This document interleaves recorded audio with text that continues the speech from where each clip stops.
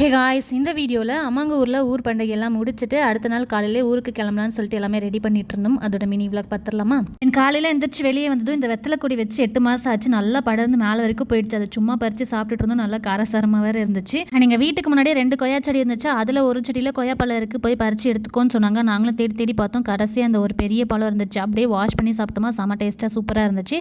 And மருதாணி செடி பார்த்ததும் மருதாணி வச்சு ரொம்ப நாள் ஆச்சு, வைக்கணும் போல் இருந்ததுனால அதையுமே கொஞ்சம் பறித்து எனக்கு தேவையான அளவுக்கு எடுத்துக்கிட்டேன். அண்ட் நிலத்துலேருந்து இந்த ஏலக்கி வாழைப்பழ தார் வெட்டி எடுத்துகிட்டு வந்து வீட்டில் வச்சுருந்தாங்க. அப்புறம் காலையில் நான் கிளம்பும் போது தான் அப்பா பீஸ் போட்டுட்டு இருந்தார். அதுலேருந்து ஒரு 2 சீப் மட்டும் எடுத்து பேக் பண்ணிக்கிட்டேன். அப்புறம் பேக் பண்ணிட்டு இருக்கும்போதே ஒரு ஐட்டமாக வந்துகிட்டே இருந்துச்சு. அதையும் வாங்கி பத்திரமா வச்சுக்கிட்டு லக்கேஜ் எடுத்துகிட்டு போய் காரில் லோட் பண்ணிவிட்டு பிரேக்ஃபாஸ்ட்டுக்கு இட்லி சட்னி சாம்பார்லாம் செஞ்சுருந்தாங்க. எல்லாத்தையும் ஜம்முன்னு சாப்பிட்டுட்டு எல்லாருக்கும் டாட்டா பை சொல்லிட்டு அங்கேருந்து கிளம்பி வந்தாச்சு. பாய்ப்பா, பாய்மா.